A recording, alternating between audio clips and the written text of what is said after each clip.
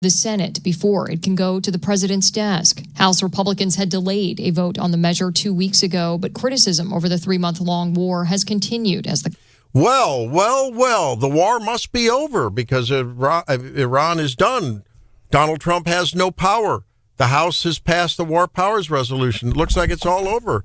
And the Knicks won. Game 1, baby. It's all over. Peace in America. It's all amazing. Are you the guy that ran on the court? I wish I was. Okay. I wish I was. Well, there's crazy Drake Whitman. We call him Mr. Producer. I'm Randy Tobler, along with Brian Carl, in for Stephanie Bell today and John Marsh. Now, Brian, you may know from the Sunday Homo Buzz show, hung out there with Mike for what, year and a half? Year and a half, yeah. Yes. So we'll learn a little bit more about Brian as life goes on here on the show today. But Brian, this War Powers Act is largely symbolic. Well, it's completely symbolic, and it's just sort of silly because the president's going to veto it if it does make it through the Senate. He'll just veto it. But this is something that the federal government has been fighting with itself about since way back in the day in the Gulf of Tonkin resolution when the entire Vietnam War was predicated on a falsehood. And that's not what we have here today, Randy. No, and I like the way the president has pivoted to defensive actions as a way to attack Qasem Island and, the military installations inside Iran. Pretty clever. I think it is clever. Well, he's a clever man. He's a clever man. Sometimes he outfoxes himself, but that's another issue. All right. And in other news, we have the Dems are just absolutely unhinged, whether they're on the House side, the Senate side. They are making fools of themselves as they are trying to construct their campaign videos, grandstanding with Rubio and Bessent and others testifying. It's Mark Wayne Mullen. It's really entertaining as heck. It's like real life TV. I love it. Well, I think it definitely is entertaining, Randy. But I'm thinking about another E word, and that's embarrassing. I think they're embarrassing themselves. Mm-hmm. They're extremely unprofessional. I've been following politics for decades, and I just don't know what happened to the old days of Democrats like Scoop Jackson and even Tip O'Neill. Yeah. People didn't act like this. There has been a tremendous coarsening in Congress, and it's ugly. Well, think about Ronald Reagan, the way he was able to, with a smile and a very pithy rhetorical dagger, just drive it right in, like during the debate when he said, "I will not take advantage of the youth of my opponent." That's not exact. And I thought, how brilliant, that kind of stuff. I think we expect that, and actually that's what makes American political rhetoric so rich, is when you can just disarm someone with a little humor, a little, sarcasm, but not this back and forth. For instance, this is Democrat Representative Sidney Kamlager-Dove, anything but a dove. Whoever that is. With in front of Marco Rubio. Because you have said these things, you have shared these talking points before. They're not talking points, they're the truth. But it is hard to take your word for it when this is the most corrupt administration in American history. Well, we're talking opinion. Pardons for sale. This is supposed to be a Foreign Affairs Committee hearing. Wake up, family. Talking about no-bid contracts to those on Trump's family and friends plan. We're talking about a $1.8 billion slush fund. And I think that's corruption. The American people think that's corruption. They want to know if you think that's corruption. Okay. Number two, this goes right to the point of transparency. You're absolutely wrong about the way the money flows. It's pretty straightforward, and I'll share. So I'm going to have to reclaim my time again because well, then, the what question kind of process about is this? corruption. Oh, it's the old reclaim my time. They're losing the argument. The more they say reclaim, there's an inverse relationship between the quality of their argument and the number of times they reclaim their time. You're right, Randy, and this is what a mismatch this is. Marco Rubio against whoever this person is. Marco Rubio is a very, very accomplished, bright man. He deserves more respect than that, given his time in the Senate. Yeah, we have self-immolation in aisle 5 going on with the Democrats. You guys talked about Tip O'Neill earlier, and it kind of took me back to his era, and the perception was that the Dems and Reagan were at each other's throats. And, man, that wasn't exactly the case back then when all the Southern Democrats, millions of them, flipped and voted for Reagan and put him in office and all. So even back then, things were a whole lot more civil than they appear to be today. That is completely true. And that reminds me of a story shortly after Reagan was inaugurated and he was shot, oddly enough, at the Washington Hilton. And it was much worse than people thought. And Tip O'Neill was one of the few people who Nancy Reagan allowed to go see the president after his surgery. And they talked very gently. Mm-hmm. And the story that was related to us was that Tip O'Neill went over, leaned over, and kissed Ronald Reagan on the forehead. And I just can't imagine anything like that happening now. No, they both back in that era professed their friendship and talked about their Irish roots and even admitting to getting together for a drink now and then. Irish whiskey, you betcha. Exactly. You shut down USAID, so practice what you... Okay, now at this point, she's frothing at the mouth, not really, but she might as well be. She's grabbing her little microphone in front of her. She's leaning into it. I mean, she is angry. I yield my head. She gets to scream now, too? Chairman, can we take down her words? I'll give you some time. I'll give you some of my time. Then you just... okay. But God, what kind of thing is this? What is this? You get asked questions for 5 minutes and you don't get time to answer. It's not a hearing. I think you said clown like show a dunk before. tank? I What is don't this? have to tell you. I don't... I've even used their time. How can I answer the question? They don't even give me time.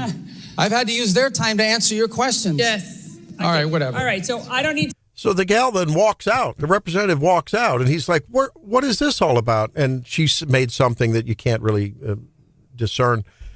It is circus. It is ridiculous. I'm telling you, I didn't want to believe TDS is real, but it may not be in the DSM-5 statistical manual of psychiatric diseases, but maybe it should be. Holy cow! I mean, it is unbelievable. Time for a revision, huh? Holy cow! I mean, I think that if there's a Capitol doctor there, they ought to have some rabies shots available because I think the tranquilizer dart gun would be more appropriate.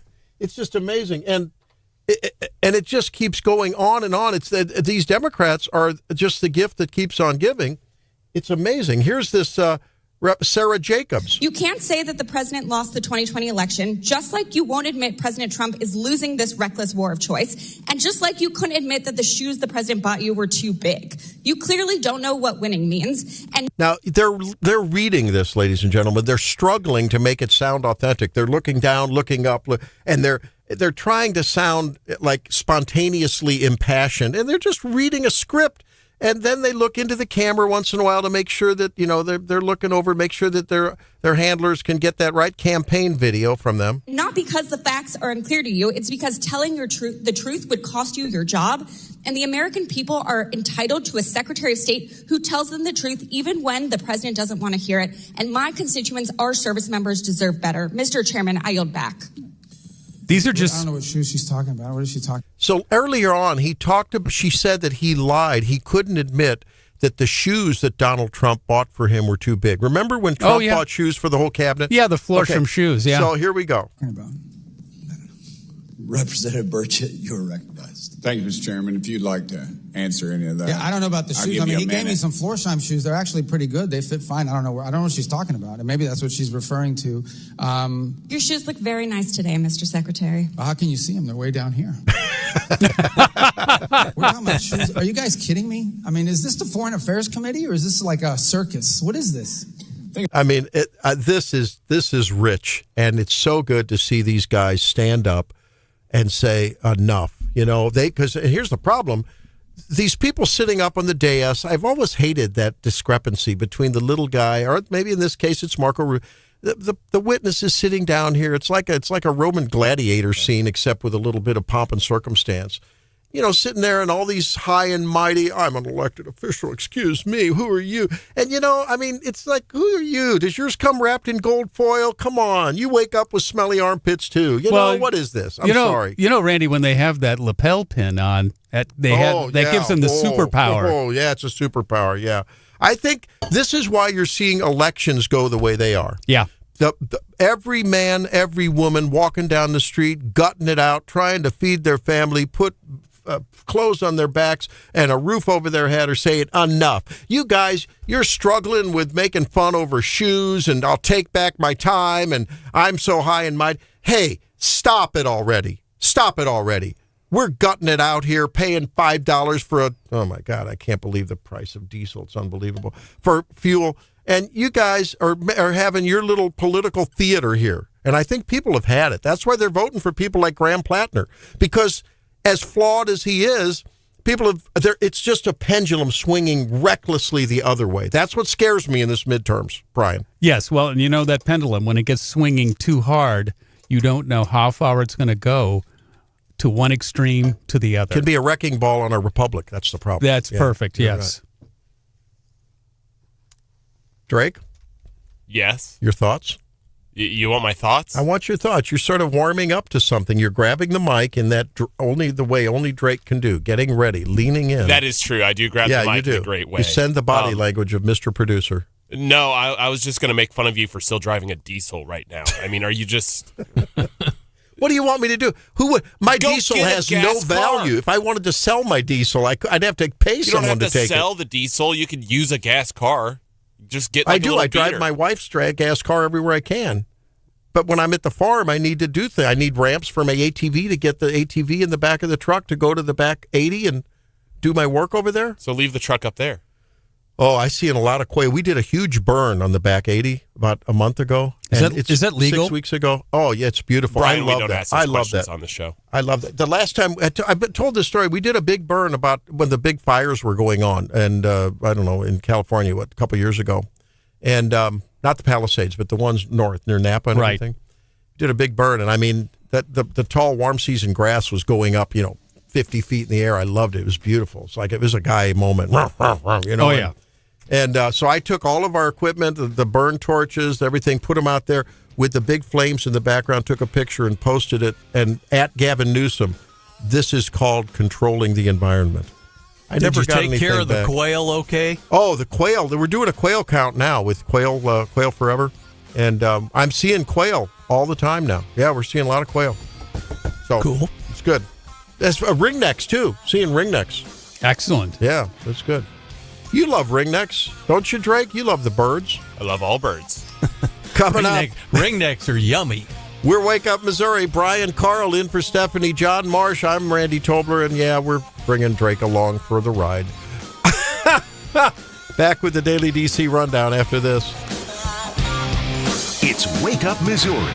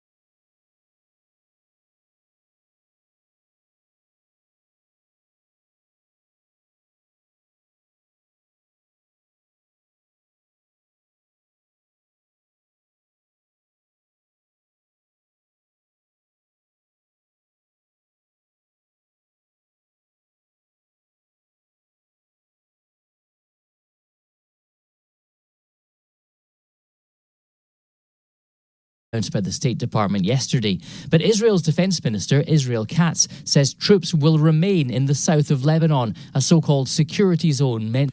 Well, there it is. It's time for the daily D.C. Rundown with John Marsh.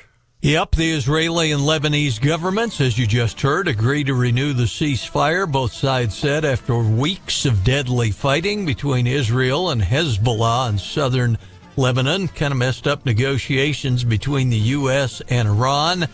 This U.S. broker deal contingent on Hezbollah cutting off attacks and evacuating from a swath of southern Lebanon.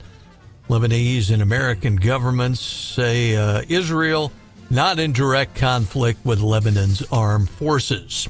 House offering up their rebuke to the president, passing the Democratic-led measure to end his war with Iran. The Iran War Powers Resolution, offered by Rep. Greg Meeks of New York, top Democrat on the Foreign Affairs Committee, had been heading for a vote before they left for the Memorial Day recess, but it was pulled. After too many Republicans were absent to defeat it, it passed 215-208. And as we said earlier, largely ceremonial.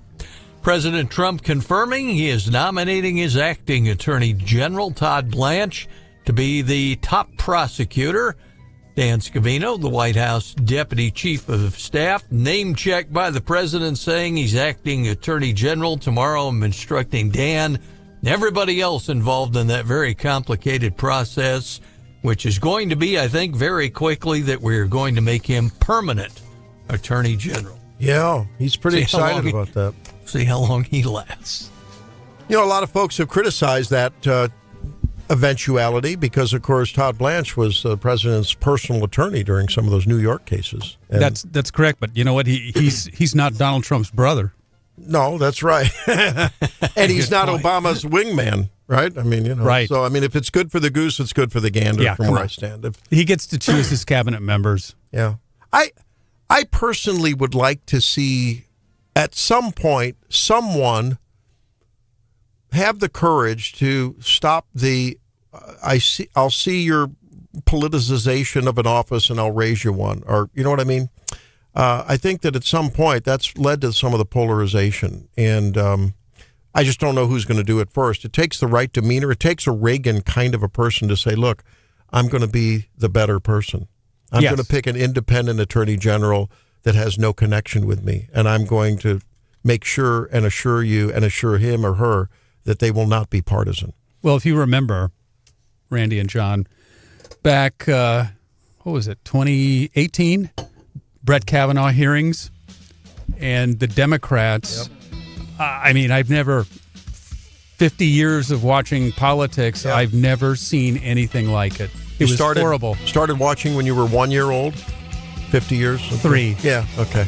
That's Brian Carl, 53 years old he is, joining us on Wake Up Missouri in for Stephanie. She's arguing in front of the appeals court today on that redistricting thing. We'll be back with more Wake Up Missouri after this.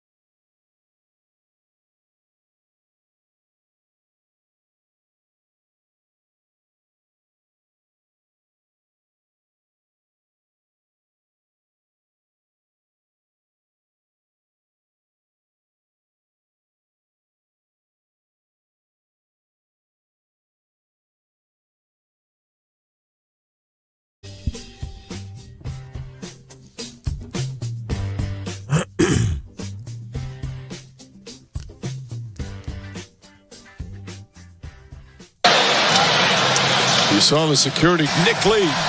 A fan just ran on the floor. Wants to take a selfie. Security quickly takes him away. Crowd gives him the appropriate boo. Fortunately, nobody hurt. Man, this is too good for that to happen. That person wasn't here for the basketball. They were not. You think? To referee that as well. You saw the security guard in pursuit. Mitchell Robinson, like, what's this dude doing? He's got.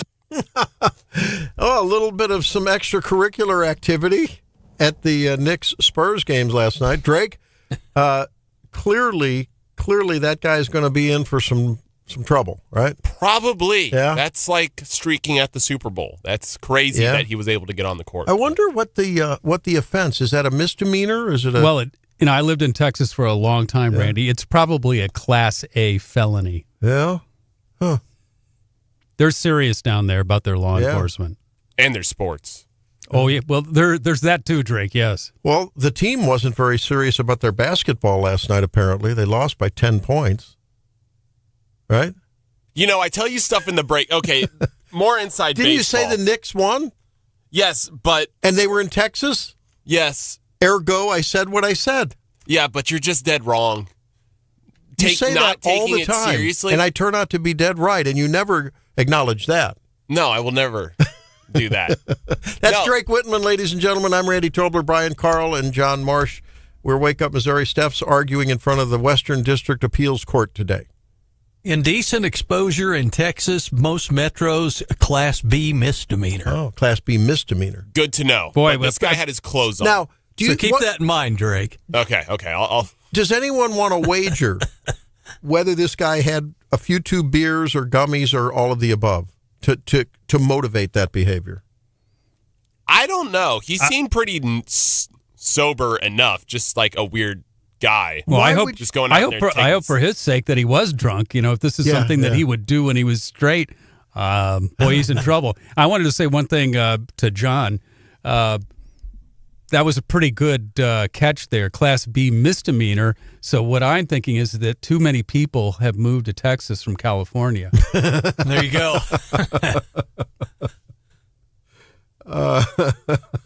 No, but it was a good game. Everyone. The Spurs were leading the half. It was a great comeback. Just beautiful basketball. Yeah. We'll have more tomorrow night. But it's a problem, though, if you lose game one at home. That's a problem. Yeah. So they have the series advantage home and away, but they just lost it, right? That's right. Huh. So you don't think this is going to be a pattern for the rest of the series, Drake? I don't know what's going to happen. I've been trying to read this series for the past week. I just have no clue because San Antonio looked so dominant against Oklahoma City, and the New York Knicks, they've been beating the ever-living crap out of worse teams. But they're rested. They're rested. Now, that could go, if you have we've been talking about that because they swept and were sitting on the bench for, a week while the rest of the series, wrapped up. And you wonder, you've seen teams get stale, right? Yes. When they get to the final, whether it's football or basketball, and they're sitting around, picking their nose, and then they're like, they're cold, right? But that apparently hasn't happened. Rest versus rust debate. Yeah. I mean, rest versus rust. Rest versus Rest-oleum. Yeah. It is. Wow. Drake's on fire. Whoa.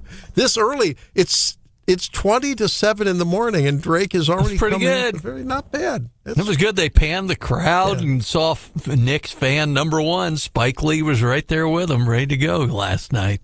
Mm-hmm. Ben Stiller was in the crowd. Yeah. Bunch of NBA greats, all-timers were there. Yeah.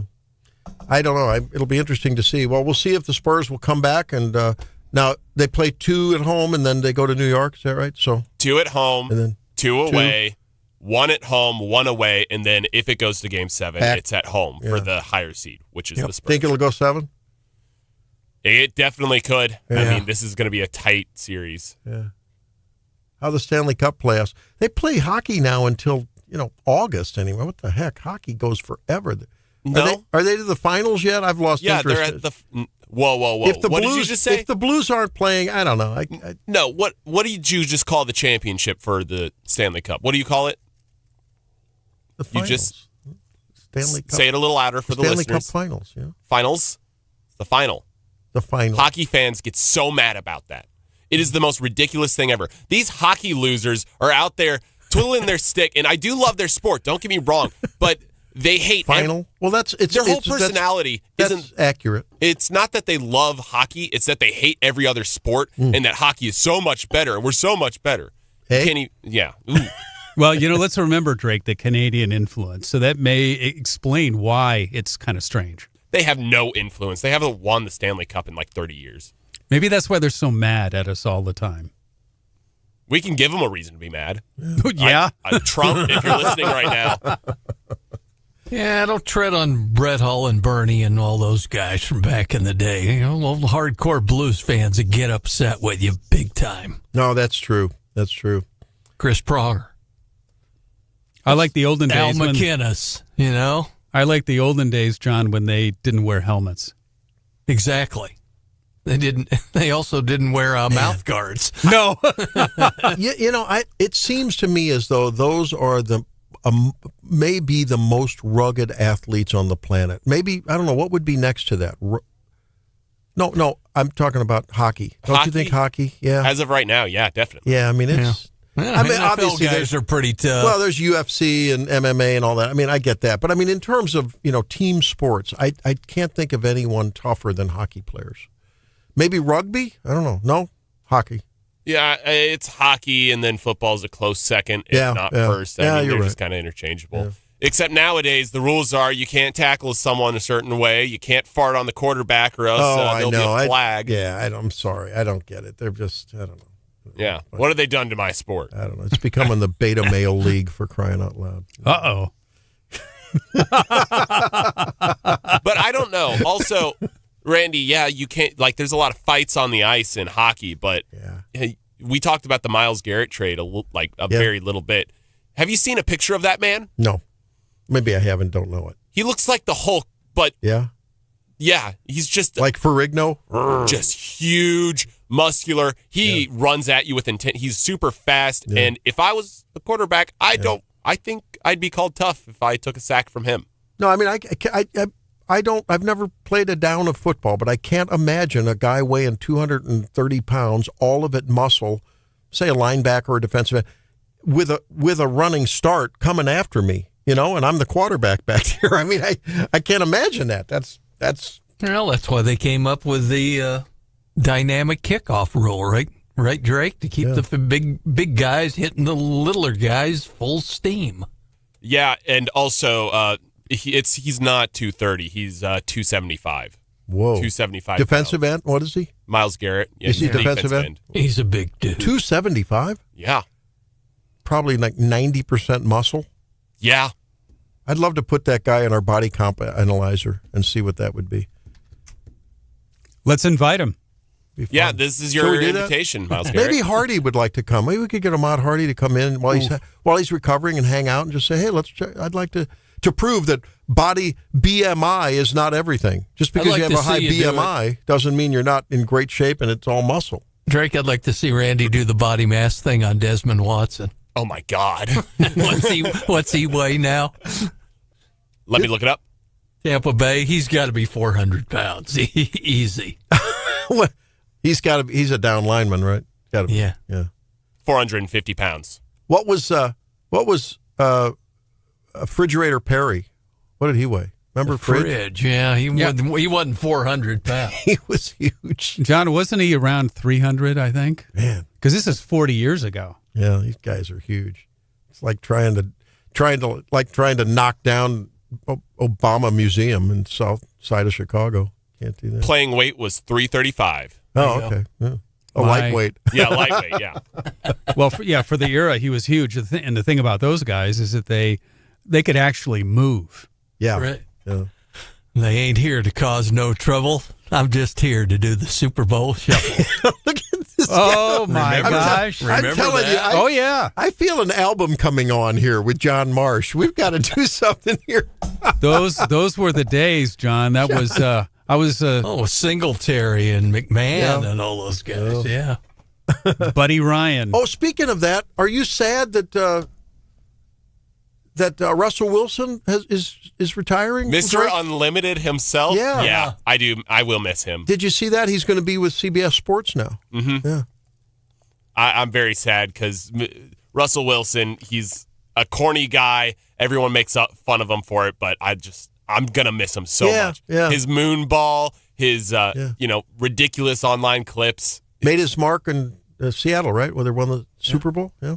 Yes. Well, how many times was he a Pro Bowler? A dozen? At least. Where did he end up? What was the last stop? The Giants. Oh, he started for like 3 games. Yeah, that'll make everyone retire. Did he play for the Broncos for a while, too? Yes, he did. Okay. Well, I think, Drake, this was a good call on his part. Yeah, he just didn't play that well. He started off with the Seahawks, went to the Broncos, spent a year at the Steelers, and then he ended up at the Giants. Get a load of this. Look at these stats. He threw for, 13 seasons, threw for 46,906, so almost 47,000 yards, 353 touchdown passes, only 114 interceptions. That's a pretty good ratio, huh? Yes, it is. He joins Peyton Manning and Dan Marino, the only quarterbacks to throw at least 20 TD passes in each of their first 3 seasons, one of 7 to be selected to 10 Pro Bowls. Oh. Man, what year was it they won Super Bowl with Wilson? It would have been 2015. Yeah. Okay. Wow. Yeah, and he broke into the league in 2013, I think. Well, yesterday on Make Missouri Healthy Again, we talked about the consensus thing that you should do among the many things you can do to live a long and healthy life. And we talked about exercise. Let's refine that a little bit. Let's deconstruct that. What kind of exercise? We'll talk about that on Make Missouri Healthy Again when we come back on Wake Up Missouri. Our text line, 573-874-9390. If you want to call in during your workout this morning at the gym, do that. 800-529-5572. Be right back. It's Wake Up.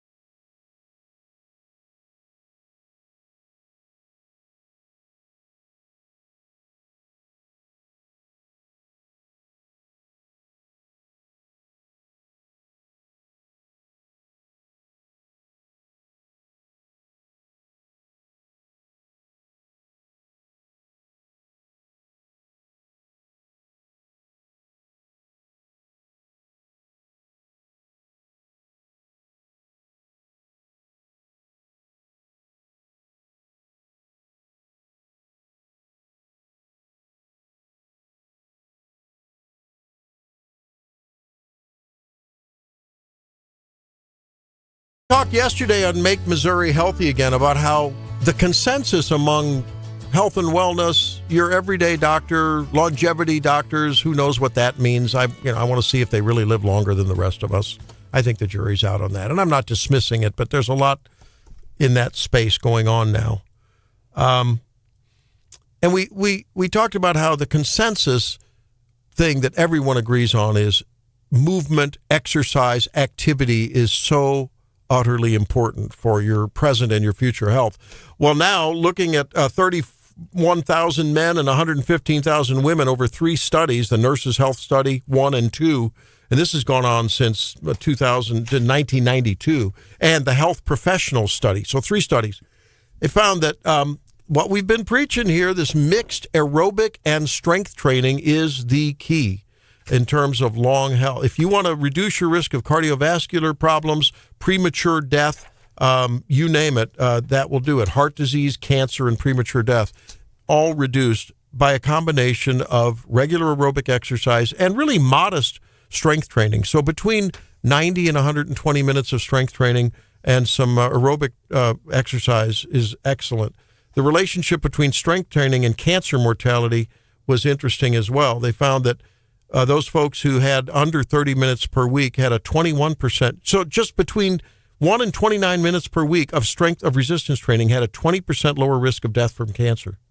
So I talk often when people say, oh my God, I get up at 5 o'clock in the morning. I'm at the office till 6. I come home. I'm bush. You want me to go to the gym and work out? No. During the day, I want you to drop and do 20 push-ups 3 times.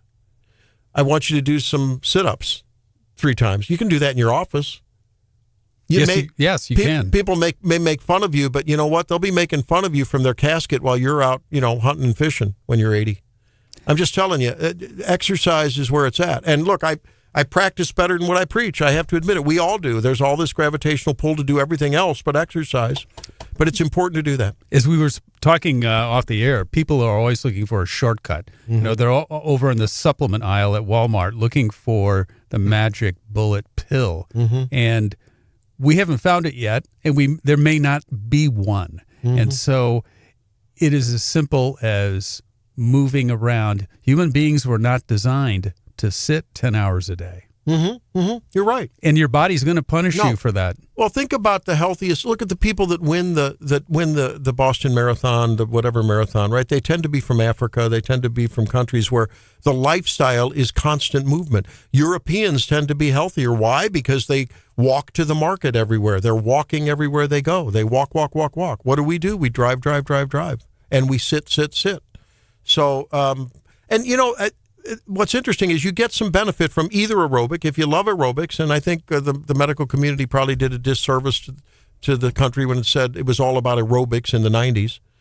And it's not all about strength training either. In this study, each of them gave support to reduced disease and longevity. However, the combination was synergistic. You got better. So try to do a warm-up and a cool-down on your treadmill or on your elliptical, or just go out and do some gardening or some weed whipping or whatever.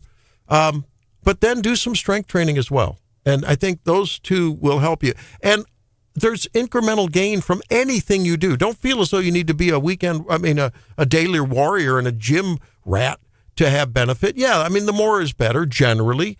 But if you do gardeners, people who garden their whole weekend long. Absolutely. And it's so very important. Lifting that bag of mulch over to put it around the tree and just keeping it, that's exercise. That's work. So, there's a lot that can be done. Bending over and picking the dandelions out of the ground when the soil's moist. Anything you can do to keep moving. And by the way, that helps prevent some spasm in your back, assuming you don't have major back problems, but you keep things limber too. It's a natural stretch. Keep moving.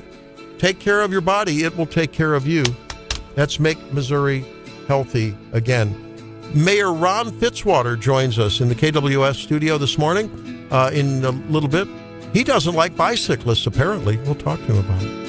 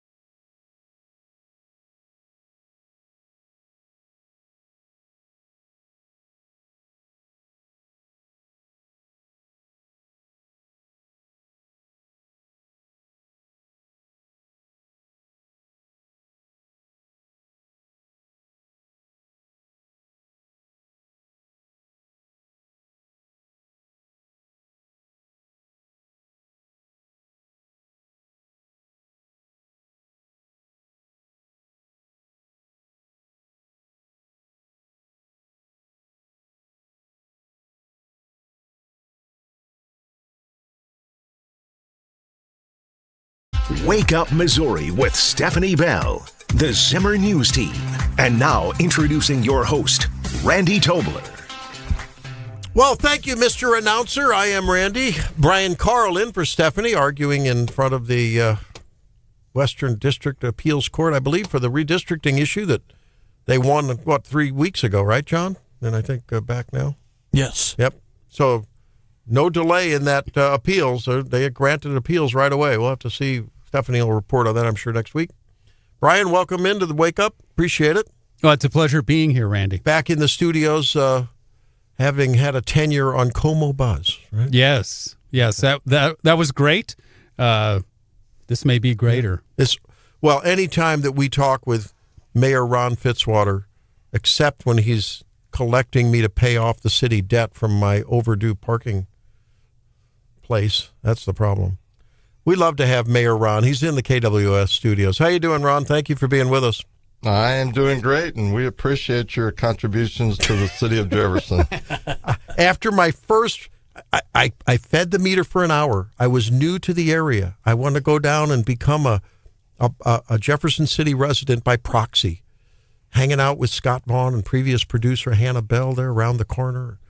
Take my wife in. We had a grand dinner at the Grand Cafe, a lunch, and I come down, and there's this guy in a fluorescent vest. I'm 2 minutes late. Mayor Ron must have known that I was late on my parking meter. And I was watching you. Yeah, I figured. Yeah. The eye in the sky is Mayor Ron. No, we have a lot of fun talking about that. And I'm glad to help make the beautiful city of Jefferson City more beautifuler. New word. We appreciate it very much. Now, I hear you don't like bicyclists. Is that right? Apparently, that's the rumor around town. So tell us what's going on. There was this issue about whether bicyclists can have to stop like every other wheeled vehicle at a stop sign, or whether they can roll through. Tell us about the specifics of the bill that the council passed, and then why you vetoed it.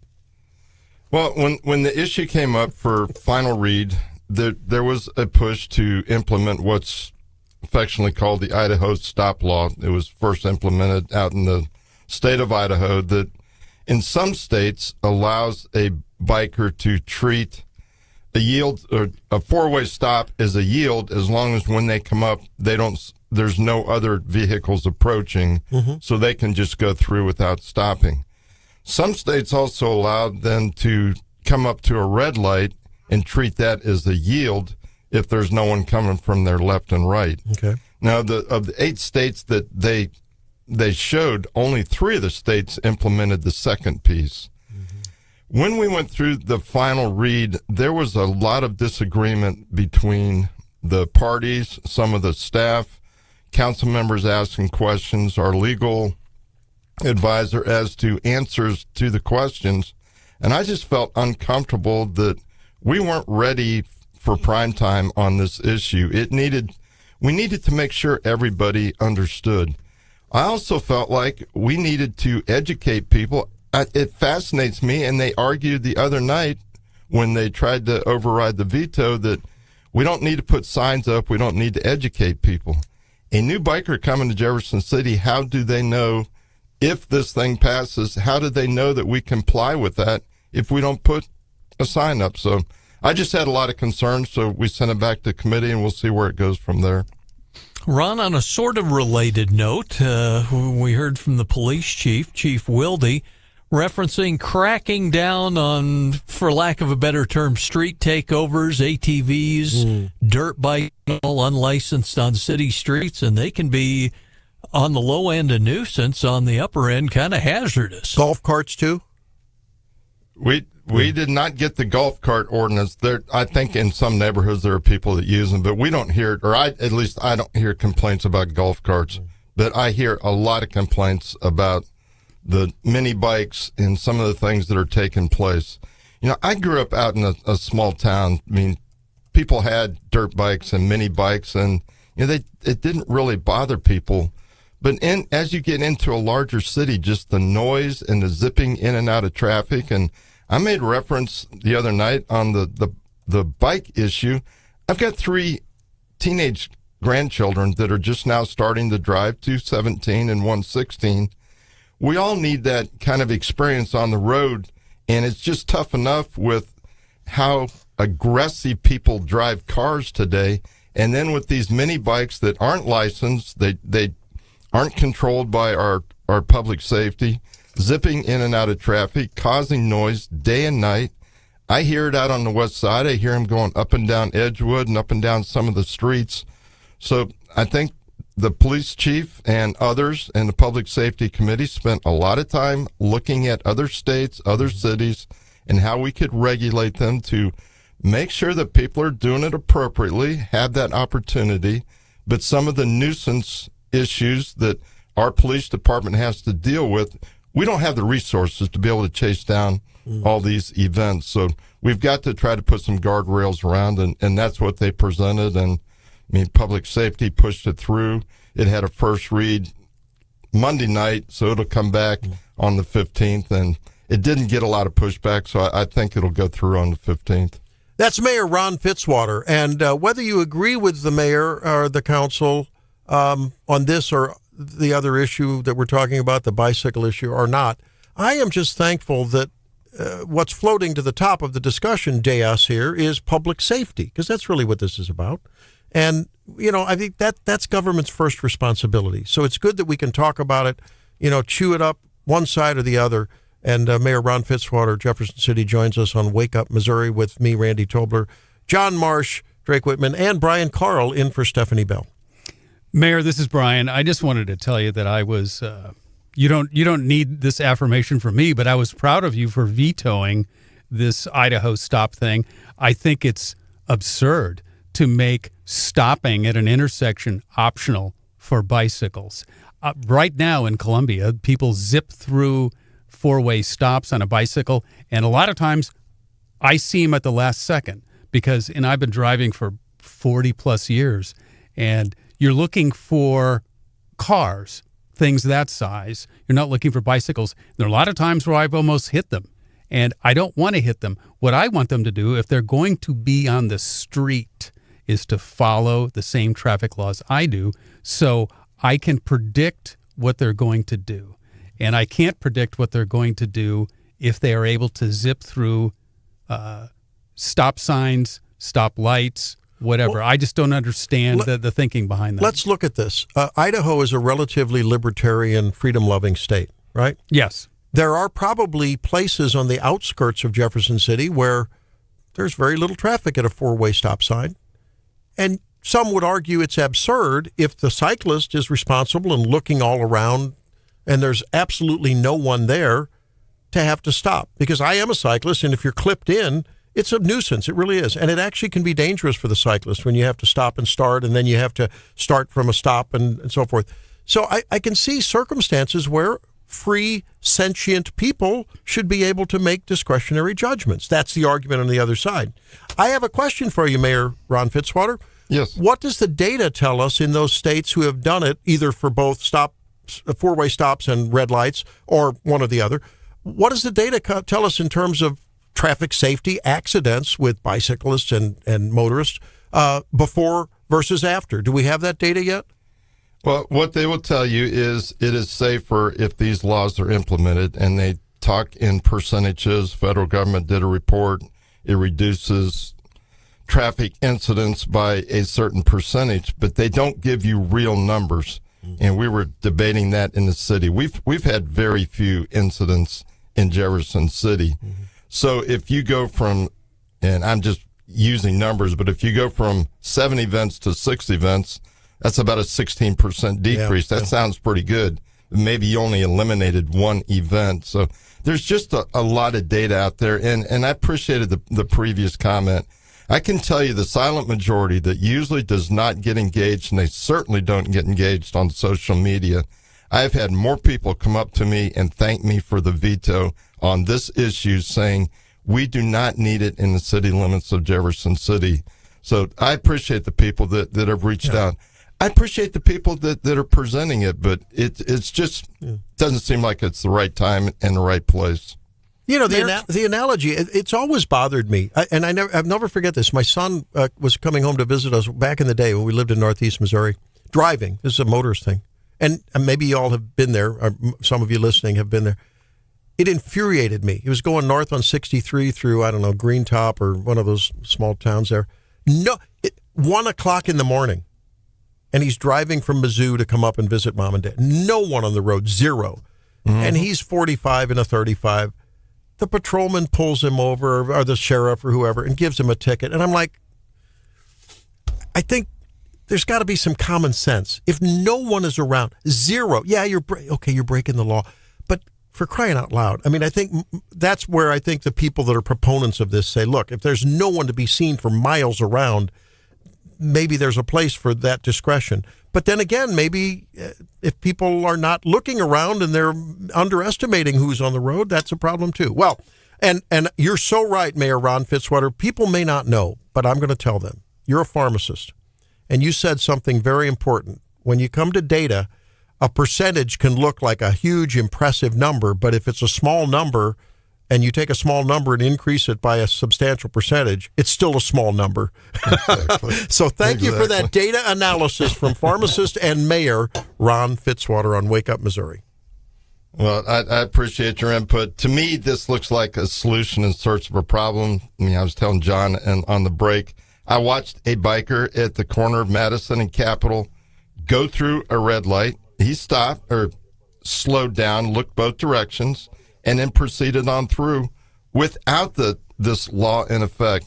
I mean, I think people are doing what they need. Our police department has written, unlike parking, 0 tickets for bikers. So, I mean, it has not been a problem in Jefferson City. Well, there you go. I figured Chief Wilde and his people would be great, common sense, beautiful enforcers of the law in all the right ways. That's a lovely thing. No wonder that police foundation is such a great place, and that dinner was so wonderful and so well supported. All right, I got to ask you one final question. We only have 45 seconds left. What do you think of Trump RX?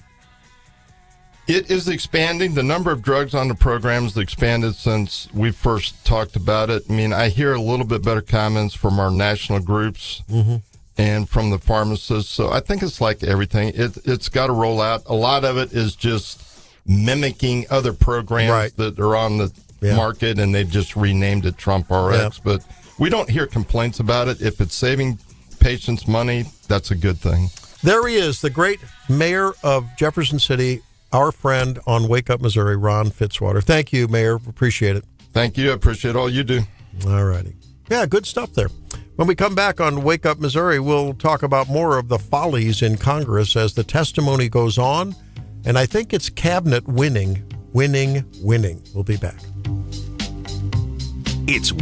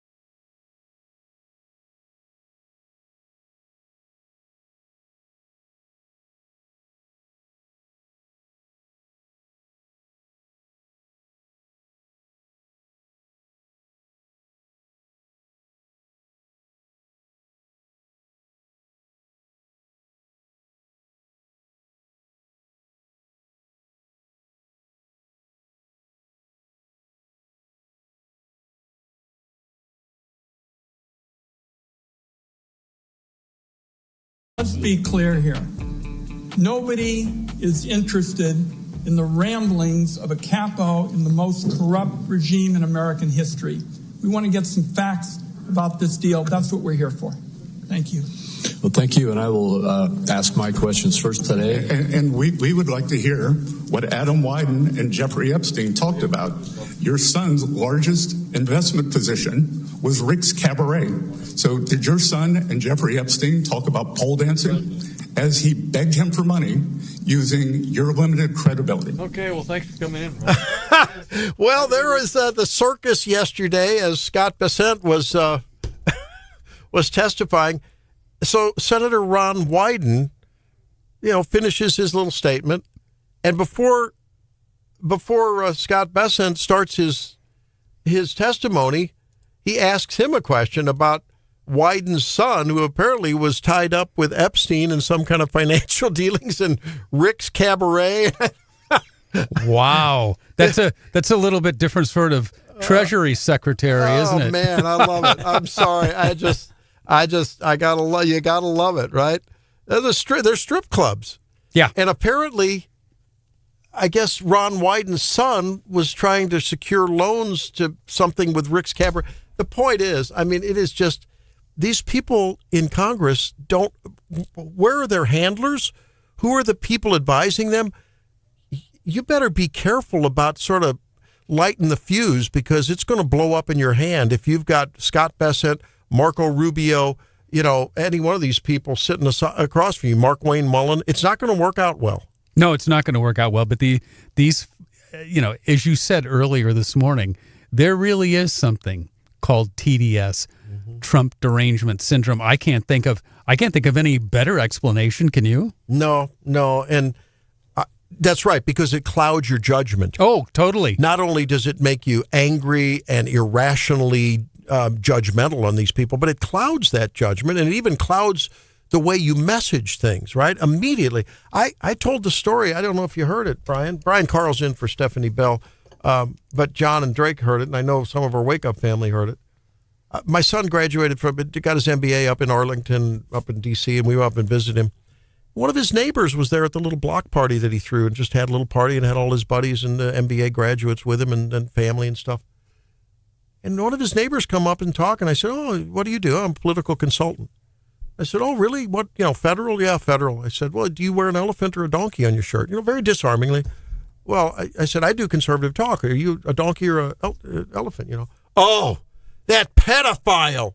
He just went after me. I witnessed firsthand probably the most voracious TDS I have seen. This guy was just frothing at the mouth and finger in my chest and everything. I'm like, dude, we're just at a party having a conversation. We may be on opposite sides of the fence, but that, my wife was proud of me, because once in a while I get triggered. It happens occasionally. Right, Drake? Right, John? You triggered? No, never. But no, I witnessed it, and it's real. And now you're seeing it in Congress. These people are just, the loathing that they have for Donald Trump, and anyone that pulled the lever for Donald Trump. You're a second-class citizen in their mind. What a good day.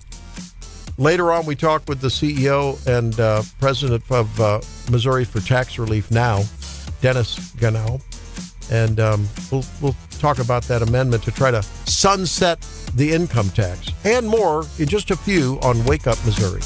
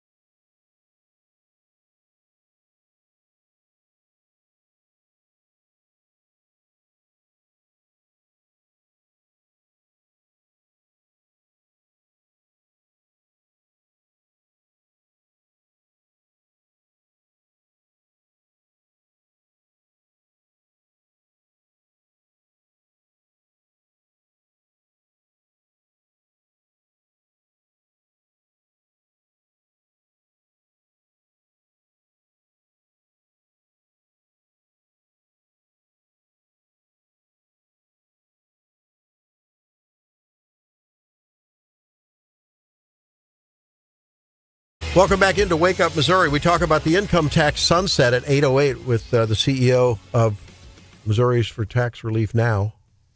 I think it's Missouri Tax Relief Now, precisely.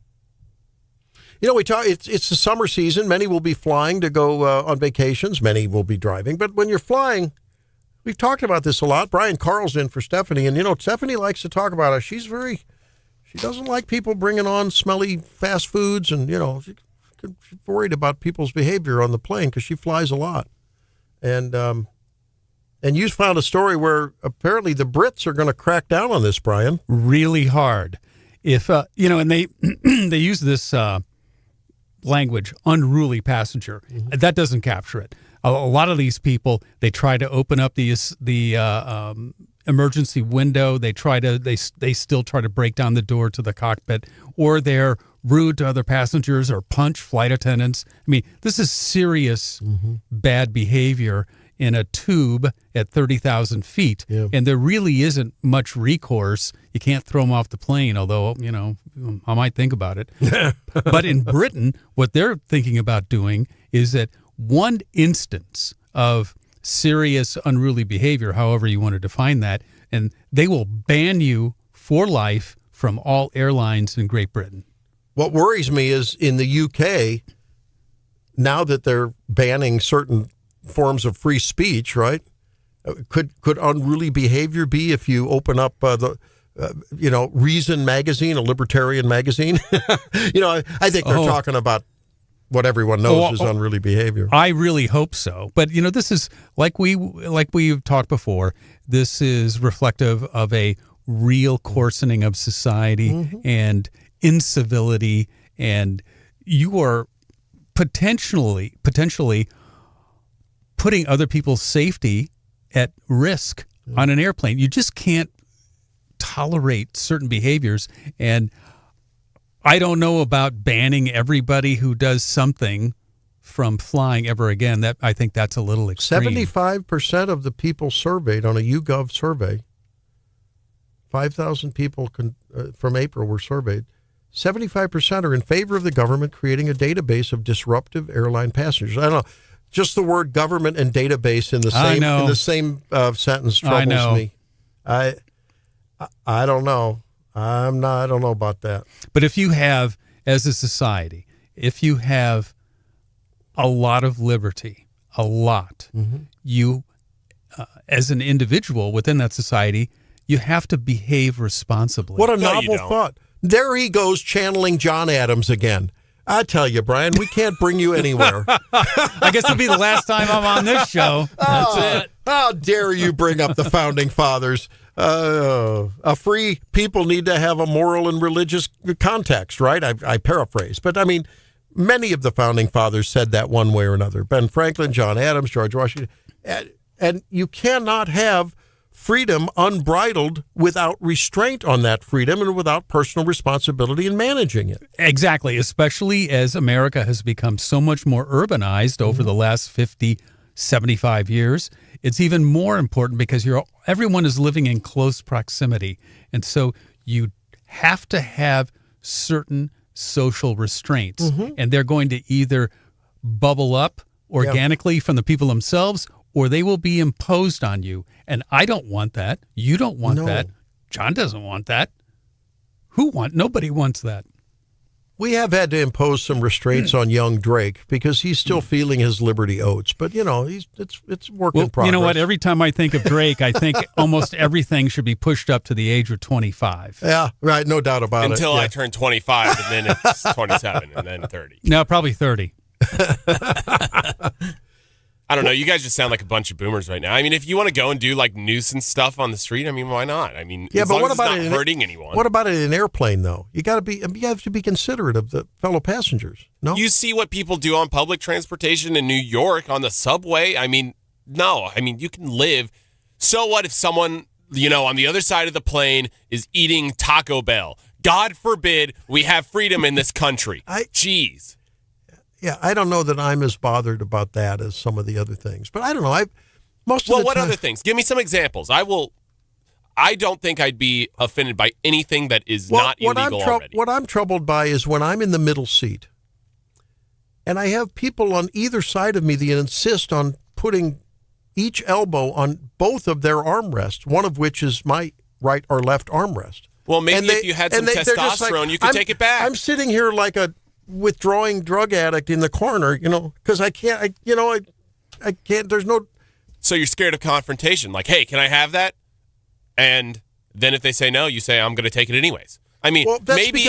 In social situations, I tend to be, unless it's a political debate, you got to be, I tend to be pretty deferential. I tend to be differential. Well, that doesn't matter. There are people who are not differential. Well, so or whatever. So does that make them right? Does it make you right? No. Well, because you're shuddering like a little drug addict right in between two people. Well, that was a hyperbolic. Please that was give me that was a little bit hyperbolic. No, I think you sit like that. No, you need to man up and take your arm. You'd think people would be at least have a little awareness of people around them. It's called emotional intelligence, Drake. You might want to look that up. Yeah, well, your little cheap shots won't affect me today. I'm on a roll. No, you are you are. And look, Drake and I love to spar because we're very fond of one another. We're good buddies. But that's true. Part of civil society is, I explained it to my kids this way. You know how sonar works? It sends out a sound wave. It bounces off of something. It comes back to you. We should all be mini sonars socially, right? How am I affecting those around me? If the body language is I'm being obnoxious and I got to back off a little. I got to read that. Some people don't have a sonar. They're just sending out torpedoes all the time. Yeah, it's awesome. But anyways, Brian, no. Would you beat some sense into this young skull full of mush? I got one more point. Have you ever been walking like in a semi-crowded hallway or on the sidewalk, and there's someone behind you who's in a rush? Yes. And like they're trying to pass you, but you don't know that they're in a rush? Mm-hmm. That's kind of the same thing. Like if you just have your arm on the armrest and you're shuddering like a drug addict, and they look over, they're not gonna think, oh, I think he wants his armrest. They're gonna think, oh God, is there like drugs in his bag? He's a withdrawing drug addict. So you have to be confrontational. You have to be, hey, can I have my armrest? You can't sit there, shudder like a drug addict. Once again, I love saying that, by the way, Randy. But it's not and then come onto a radio show and talk about how bad of a thing it is. Oh, this guy was an a-hole. No, but it's not. But okay, Drake. If I were sitting behind you on a plane and kicking the back of your seat, what would you do? Probably tell you to stop. What if I didn't? Then I'd probably take drastic measures that would get me kicked on the plane. There we go. You'd be banned from British Airways and every other flight over there forever. That is fair. But intentionally doing things like that, I get the moral compass. But we shouldn't be banning people from planes because of someone, is too scared to bring something up. That's my point. You're one of these, ladies and gentlemen, you need to know. There are some people in the world that you run across that have a roar, a bark. You'd think they were a deadly pit bull, but they're actually kind, sweet-hearted people. Drake is one of those people. I don't need you to fight my battles for me. I don't care if the listeners think I'm an a-hole. Like, I am here you just won't let me save you from yourself, will you? I'm here to make a good, entertaining morning show. Not to be nice, not to, rub people's shoulders and be nice and all that. I'm here to make an entertaining show. That's all. So if they think I'm a jerk, so be it. Well, both things can be true. You can be a jerk and it can be entertaining. That's right. 573-874-9390. What school did Gary Nolan study at? Oh, Lord. Woo. Yeah, don't diss Drake. We've raised him from a pup. Pretty gracious ask, tell, make. The quick fix to fighting the battle over armrests is either take an aisle seat or a window seat and don't ever mess with that in between no man's land. I know, but sometimes we always do economy, and I'm not going to pay extra to pick a seat, and so sometimes I get stuck with that. That's fine, but I do make sure when I can make sure my wife gets the window seat. She likes that. You know what you do in that situation? If you're in between two people and they're both taking the armrest, You got to go to the bathroom, like kind of wet your elbows, but like not like in your forearm and all of this. Make it like, but don't make it wet like water. How about a little soap that you don't wash off? Yeah, that's right. Even better. Stick a big long piece of toilet paper to your shoe and walk back to the seat. Well, you get your arms like wet and you kind of rub up against the other people. They're going to be, oh, that's gross. And then you immediately take it. There you go. There you go. There is one thing that happens not infrequently on the plane. There are some people that don't take care of their personal hygiene. And if you ever get next to one of those people, it can be rough. Like, they believe in taking a shower once a week if they need it or not. Oh, well. That is particularly onerous. When I pee on... I don't know if that's bothersome. Yeah. Yes, it is. Yeah, it's bothersome. You know what I'd like to do, gentlemen? I'd like to run a social experiment. Okay. And pick up Drake and drop him into New York City, and then come back in a couple of weeks and see if there's anything left. I like that. Well, we're not going to have a New York City after the next 2 weeks because these finals, have you seen how crazy it's been? It is Gotham. You got guys running onto the court. Yeah, well, no, there's people in New York City. If you're wearing the other team's jersey, they will rip off the jersey in the streets. It's insane right now. Oh, man. I don't know. I told you about the time I got beer spilled all over me. My son was with me at the Orlando whatever game years ago, and I asked the guys nicely. I said, "Hey, the kid's 10 years old. Can you, they were F-bombing and, this. And I'm like, can you watch it?" Oh, man, it got ugly. I had to finally back down because I think they were going to throw punches just because I asked him not to curse around my son. I don't know. Crazy. People's behavior. And where was this? You're such a girl, Randy. Jesus. So, what? Well, what is it? The Orlando? What's the name of the team? Orlando Magic. Yeah. The guy's name was Dwight. Was it Dwight or Dwayne? Big name player with the Magic. And we were down there on vacation in Disney World. You take the kids to Disney. And, Dad, they're playing. We got to go. Dwight Howard back Dwight in the Howard. day, maybe? That was it. Dwight Howard. Yeah. And it was a Magic game. And I'm like, oh, God, let's stick an ice pick in my temple. I got to go to the NBA game. And I just didn't want to pay what we paid for a ticket, Mm-hmm. And these guys were, they were slopping the beer all over, sitting in back of us and F-bombing. And you say that's okay because that's what adults do at a game, right, Oh, Frank? no. I took my kid to an adult venue. What's next? You're going to take him to a strip club and be mad they saw things I was hoping, normally when you take your children around adults, you hope that adults will model behavior that your children will then adopt. Dwight Howard, the guy they called Superman. He was quite the player back in the day. No, that was I learned when I studied up on it in the wake of that, I understood. Yeah, he's a big guy. So, okay. Whew, okay, well, John, bring us back to Earth, or not. Yeah, remember the story about the couple who took out their neighbor's drone? This guy took it one step further. Oh, can't wait. We'll be back. Stay tuned. It's Wake Up Missouri.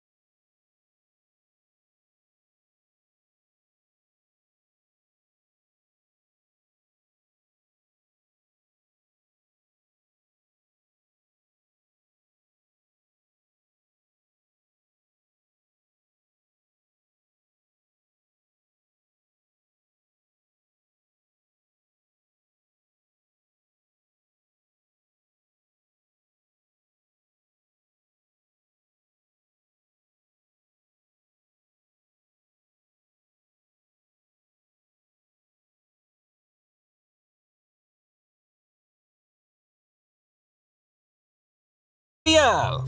Except for this. 49-year-old Daniel Pettit of Orr up there in the Great White North of Minnesota, charged with second-degree assault and intentional discharge of a firearm after he took a shot at a firefighting airplane.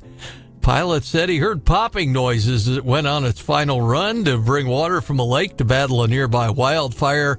Plane was able to land safely. No one injured. Investigators say they looked at the plane, say there was a bullet hole in the rudder. Wow. After pinpointing the location where the shots came from, law officers suspected Pettit, who a couple years ago had made complaints about aircraft near his home. He claims he was only crow hunting, not aiming for the plane. If I accidentally hit him crow hunting, too bad. The pilot endangered my life. I decided to go outside and crow hunt. Did I aim and try and shoot the plane? Nope, I didn't. And in the People's Republic of Minnesota, their decision from the Department of Natural Resources to institute a no-fly zone over Pettit's property. What? Yeah. Instead of prosecuting, I guess, they told the plane they can no longer land on the nearby lake and take water to the wildfire. Wow. That is exactly some real libertarian tendencies, but this goes way too far. Way too far. I mean, that's just nuts. Pretty much. Don't fly on me, dude. That's well, crazy. yeah, but I mean, all kidding aside, if you got a hot spot on the lake and you're pulling walleyes out left and right, and here comes a firefighting airplane with his scoop down. Yeah. Takes all your fish. Okay, so John, I got a question for you. Routinely, MU Healthcare's emergency rescue helicopter flies over my house. Yep. Should I take a clue from this guy? Because it does bother me, at 1 o'clock in the morning, 3 o'clock in the morning, 6 o'clock in the morning. So can I do that here? Give it your best shot, I guess. But, good luck with that. John, my question is, if it's taking the fish whenever they pick it up out of the water, does that mean that in wildfires you'll randomly find like little fish falling since they pick it up and then they drop the water? There'll be fish in the forest? That's how they feed the hot shots. They dump the fish in it, and then they got grilled fish for lunch. Especially in California, because, of course, they only eat the fish. They don't eat the mammals, Well, circling back to the helicopter, I really don't mind it. And I am reminded by my mom when she says, wow, that's loud, but I'm glad I'm not on it. Yeah. How true. And they're loud because they're hauling butt to get to the trauma center. And so, you know what? If I don't like it, I can just move. Yeah. Well, you can wear your aviation noise-canceling Bose headphones. There you go. When you go to sleep. Wow, yeah, I'm send us a picture. Send us a selfie on that. I'm speechless. Well, no, you're not. You're Brian Carl in for Stephanie Bell. We appreciate you being in today, Brian. My pleasure. We're going to talk about amendment to sunset the income tax with Missouri Tax Relief Now CEO. Stay tuned.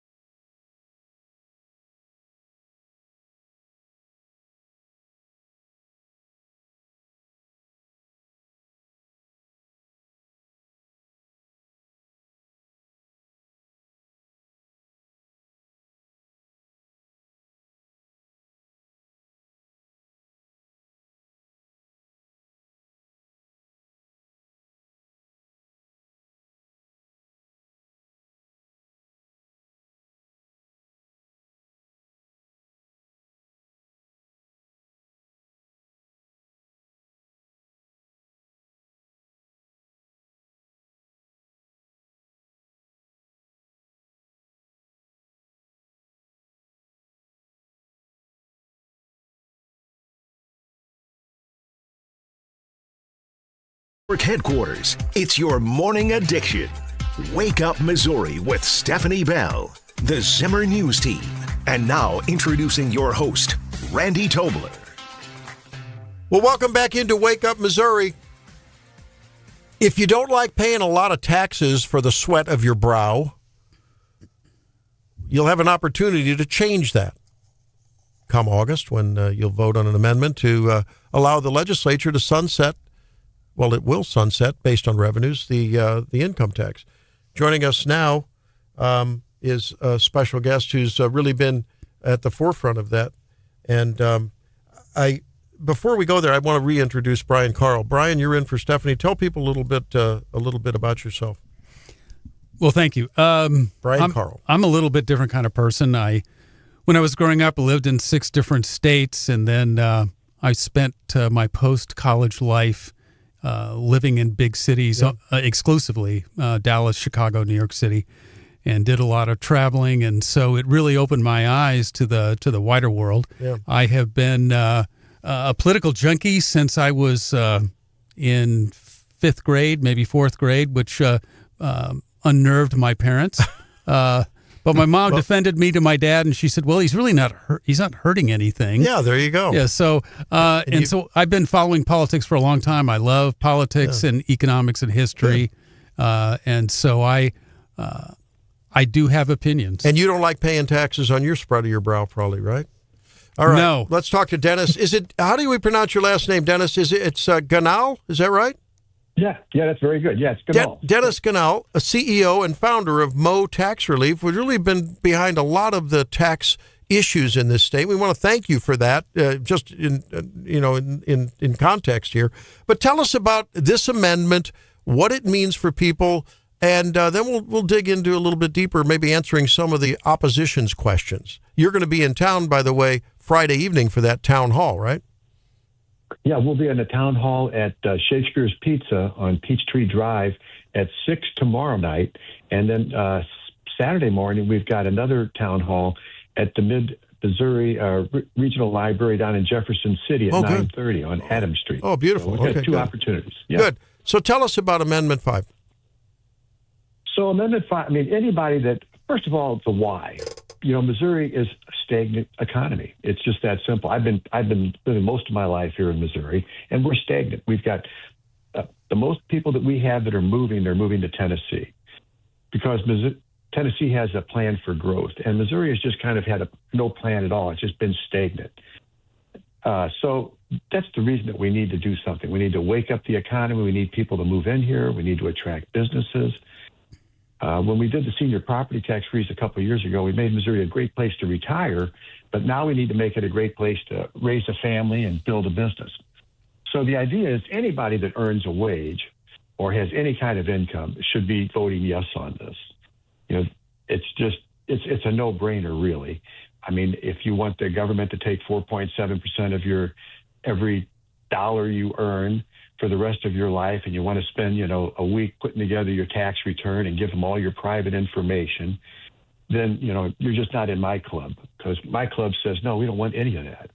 So it's just really a no-brainer. Now, people who say the opposition, one of their first arguments that they make against this is, oh, yeah, so now you're going to increase, you got to pay the bill somehow, Dennis, and that means the legislature is going to raise the sales tax, or they're going to broaden the base of the sales tax, and those senior citizens and people that don't work and that can't work, and, then you're going to be fleecing them. It's a regressive tax that's going to rise out of this so-called Phoenix. How do you answer it? I say, yeah. And everybody, that derives revenue from your taxes wants to keep it, right? Or anybody that has their exemptions and their loopholes already in the tax code, they want to keep it. But anybody that doesn't, which is middle America, middle Missouri, and lower income and higher income, say, no, we need to get rid of the income tax. It's not regressive. Actually, it's transparent. It's more transparent to be on a sales tax than it is to be on an income tax. Everybody, every sale that's ever made has, secret income tax embedments into it because people have to pay that tax. And so they're going to include that in all their billing. So you're paying income tax even if you're buying an ice cream cone, because that store is going to have to pay their income tax. So a sales tax is very transparent. People can choose, where do I want to spend my money? The average Missourian is going to get, I think, pays like $1,526 of income tax. Well, at the end of the day, what's going to happen is they'll have $1,526 in their pocket, and for $65 of that $1,526, they'll be able to buy, $1,475 worth of goods. So in the end, it's a net, and they estimate that the average wage earner in Missouri, which is between $50,000 and $70,000, is going to come out to the good of about $2,800. And we have been reducing the income tax now over like a 10, 12-year period. I think your friend Tim Jones, when he was Speaker of the House, they passed a bill, and we've already dropped it from 6% down to 4.7%.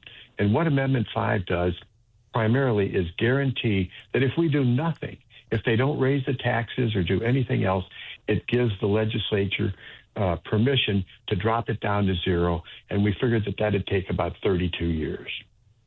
All right. We're talking with Dennis Ganell, who is the CEO of and founder of Missouri Tax Relief Now, Mo Tax Relief Now, talking about Amendment 5 here on Wake Up Missouri. Dennis, this is Brian Carl. I'll tell you that I do philosophically sympathize with your position. And if you take a look at the states that are growing the most, Florida, Texas, Tennessee, they're all income tax free on the state side. But in Texas, where I lived for 30 years, where they picked up their money was in property taxes, and they were unbelievably high. So what I decided you should do if you live in Texas is you have a little tiny house off the beaten path, and you make a lot of money, and then you're going to beat the system. So how are we going to replace all of the money that the state gets through the income tax? Well, this is it's a process. When Randy was talking about kind of like a sunset, it's somewhat like that. So that as the state, achieves its revenue target, then they'll drop the rate. So the state's not going to starve. It never starves. In fact, the budget has doubled in the time that we've dropped it from 6% down to 4.7%. Right. So the state's not going to starve. And although we think property taxes are onerous now, and we're always working on bills. We've got another big bill that we'll try to pass again next year. The idea here is that we can actually lower property taxes. There's 9 states that have zero income tax now, and none of them have done it or are going to do it the way Missouri is going to do it. What we're saying to like the locals, as we tax more items, like your Netflix or something like that, as you tax those items, when that comes into the local coffers, they can't make a windfall profit. They can't all of a sudden have, excess revenue and just keep spending it. What they have to do is they have to return it to the taxpayers either by reducing their property taxes or reducing the sales taxes. And the economist, Aaron Hedlund, I don't know if you've had him on your show or not. Oh, yeah. Aaron's a good friend of the show, Show Me Institute, great friends. Uh-huh. Yeah, so, Aaron will explain it to you. He actually expects that the sales taxes and property taxes are all going to decline once the system is in place. And the thing is generating revenue that actually, so as that extra income comes in, it'll actually reduce property taxes and reduce sales taxes. That's Dennis Ganell with Mo Tax Relief joining us on Wake Up Missouri. I'm Randy Tobler, Brian Carl in for Stephanie, producer Drake, and John Marsh. Dennis, we talked to Governor Keogh, who was on the air with us just the other day, and he was quick to point out that if the amendment does indeed pass, there would not be any new taxes added to agriculture for, farm products. No new taxes added to healthcare, which hits close to home with Randy and all. Where do they bring up the slack at, in a perfect world on this? Well, the more exemptions you give, the slower it is to get to zero.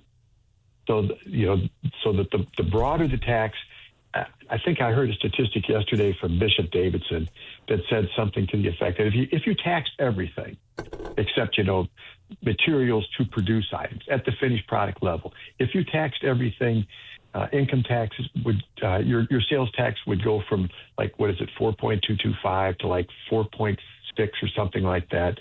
And you could do it in a matter of a few years.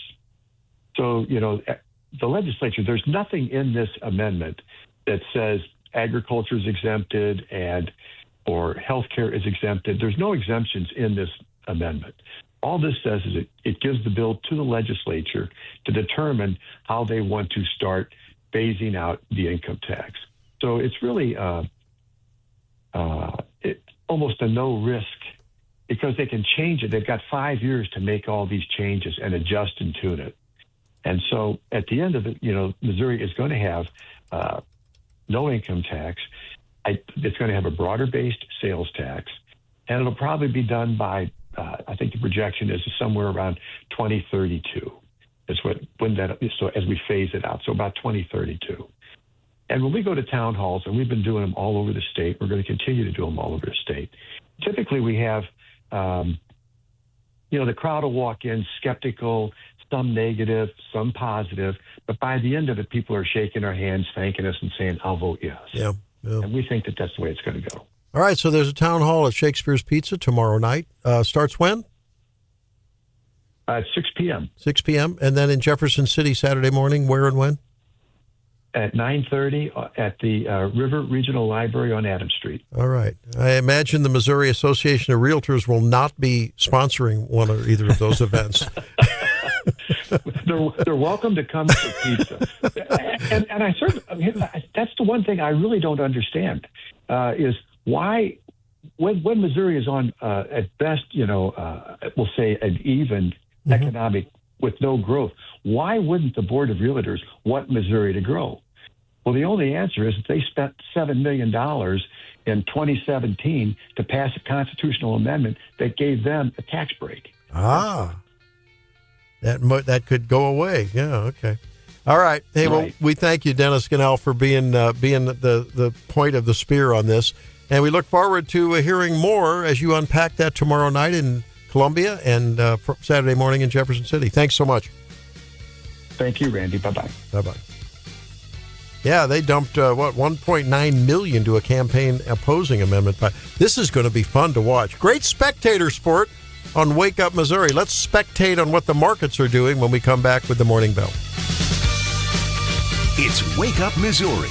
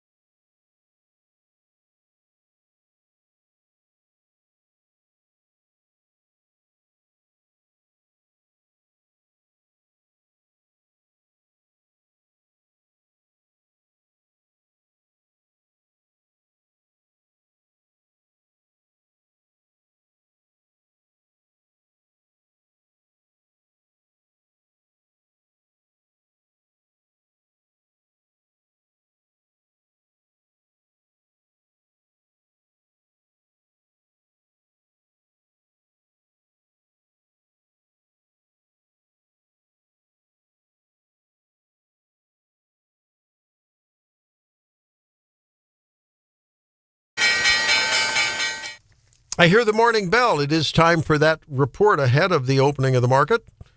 Yesterday, Dow Jones took a big hit, down 1.25% almost. All of the indices were down yesterday.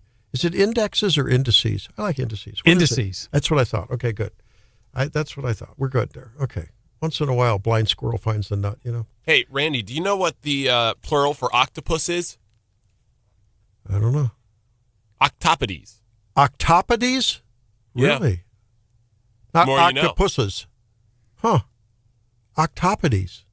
Say octopuses Are you- 5 times fast. You'll get in trouble. Are you No. pulling our leg? No, it's octopodes. Octopodes. He's like a Dr. Doolittle, this guy. I do like animals, yeah. Yeah, I do too. Do you Dr. hunt? Doolittle. Okay, I kind of thought he might be an idiot savant. I'm pretty close to that, Brian. Wow, I take know he on does the- have some. He was there when I started my radio career, Yeah. so he has leeway. You don't, Randy. Yeah, I have history with Drake. That's right. You guys work together on Como Buzz. That's Brian Carl in for Stephanie arguing in front of the. She's arguing in front Yeah, of she is, not me. appeal card, not you. So what do we have in the futures today? Let me check that out. Futures. There we go. So the Dow futures look to be a little bit up, significantly, maybe clawing back some of the losses from yesterday. Oil's down to $92 a barrel. Well, down. Oh, wow, what a break. Hey, look, given all of the uncertainty over there, and maybe this is on the heels of the Israeli-Lebanese so-called, truce that they've signed or agreed to right now. Maybe some of that. Anytime there's a little quieting of the action over there and the rhetoric, things, settle down a little bit. Yes, the prices the market wants to moderate. Mm-hmm. That's what it wants to do. And then it looks like in news we've got Amazon engineers are slamming an employer for building an AI data center while laying off staffers. There you go. You're going to hear this more. So as technical jobs are replaced in many places, not all, sometimes they're expanded. Some CEOs realize that you can actually take an AI savvy employee and instead of replace them, leverage them. Right. Take them to scale with AI, right? Yes. So that's going to be probably the new college level skill that everyone's going to have to learn. Not just to write their report, but to actually use it in a productive way. So that's good. And I think this is going to be an interesting thing. The influence of AI on this economy, on the markets, so unpredictable. I'm just not sure where it stands. And it's not optional, Randy, because if we do not lead an AI, our economic adversaries and our political adversaries, they will. Absolutely. And I don't know what that world would look like for us. Probably not good. Yeah. China is going to embrace this. The rest of the world's going to embrace this, and they're going to clean our clock if we don't, get on top of it. So yes. And we're all using AI. Anymore, when you Google, the very first thing you see is an AI summary there. You don't see the usual list of things, right? Yes. That's it. That's something relatively new. And I'm okay with that. I mean, as sort of a quick synthesis of a lot of the information there, it's fine. You have to check it out, though. I can tell you, when I check out AI, when I'm asking a medical question or confirming my thoughts or like, hey, what's the formula for plugging this in and that so I can come up with this risk factor, whatever, that gets that right. But often it will get some other things wrong. So you have to be very, very careful and check it, not once, not twice, but maybe a couple times. I just use it for entertainment. I like to ask it crazy what-if questions. Yeah, there you go. Hey, we all love paying insurance premiums, right? Yes. Well, I'm going to make you even more angry because I know you don't love paying those premiums when we come back on Wake Up Missouri.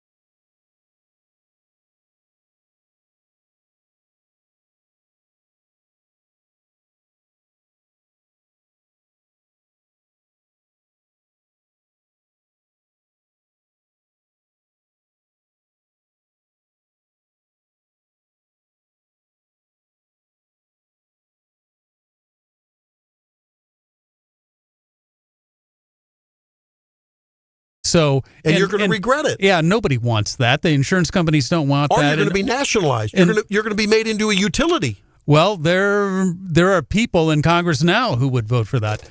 So I operate under an old adage. Well, two of them. At least I try to. These are aspirational. Would this be a boomer adage or just an old adage? Probably. That's what Drake would say. Drake would say a boomer adage. But since I'm a human, I never quite get where I need to be. But there you go. There are two of them. One is, it's simple. Just do the right thing. Mm-hmm. Everybody knows what the right thing is. And the second thing is, if you don't police yourselves, somebody else will, and you're not going to like it. Yep.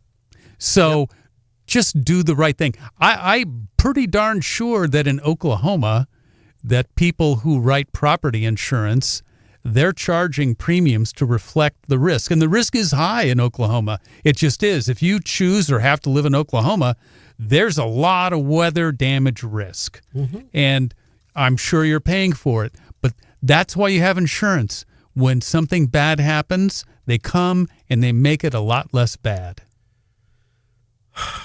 I look, now the insurance people, the industry shot back to the Wall Street Journal and said that, well, a lot of these claims are closed because the damage is under the deductible.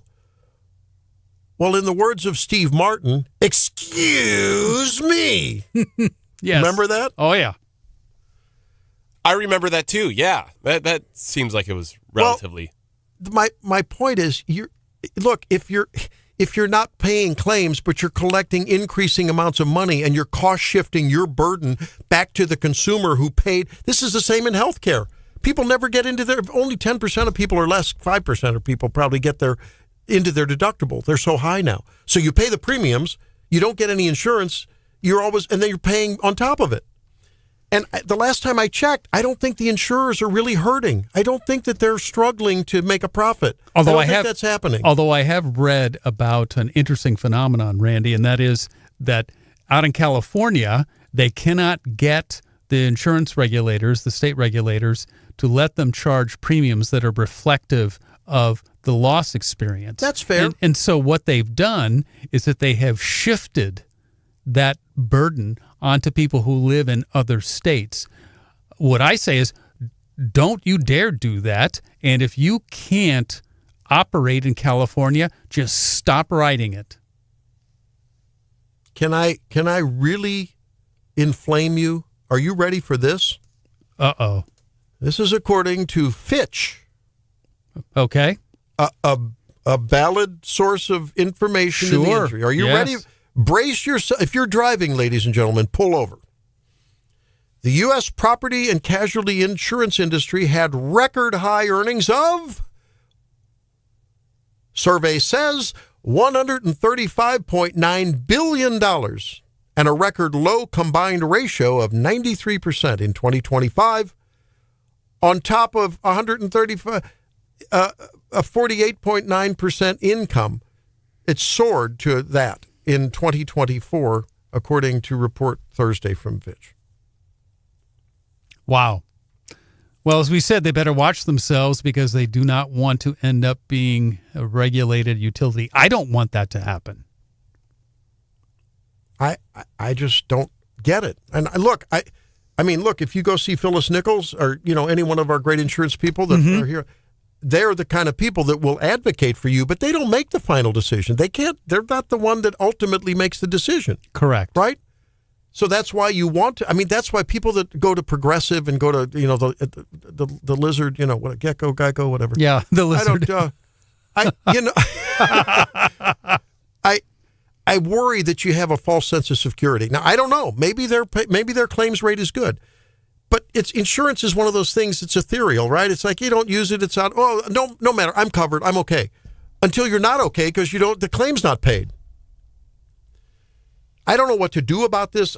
Drake's going to work on getting someone from each side on this. We've got to, over the next few weeks, let's do that, Drake. I'll help you figure that out. But we got to get someone from each side of the argument here. We need insurance. Yes. I want insurance to be profitable because they got to stay in business and they have to have the reserves to pay the claims. That's not the point. I want United Healthcare to be profitable. That's fine. but I don't want them to be fleecing us. And then when we ask a little bit, please give me a little payout. Nope, sorry. Didn't you read that fine print in italics on the bottom of page 63? I'm sorry. It's not going to work out well. No, it's not. And I know that property insurance is not a sexy subject, but we're talking about a lot of money. And everybody, all of us, pay a lot for property insurance. It's a lot of money. So even though it's not sexy, we do have to pay attention. There is an insurer that when this is resolved, a medical insurer, I'm going to use their name on the air, and maybe I will tell the entire story about my patient. My daughter, who does the pre-auth in our little office, has been working on a common sense, needed imaging procedure for a patient with a serious and vexing problem for a week now. We've provided the needed information. They keep wanting, the bullet point list keeps expanding with every message we get back. And it's not the first time with this company. And it relates to Jefferson City and our legislature. And see, Randy, people don't know. It's not their fault, but regular people don't know that this goes on in the background. And you wonder, there's legions of people that have to do this every day. You wonder why your medical bills are so high? Sorry for that, folks, but it worked. I get worked up when there's this kind of tyranny going on in insurance land. It is tyranny. Maybe our insurance regulatory boards need to get off their stick and do some work. I would say so. Maybe we need to ban contributions to political campaigns from insurance companies. Oh, what a novel thought that is. Things would change. We'll be back. It's Wake Up Missouri.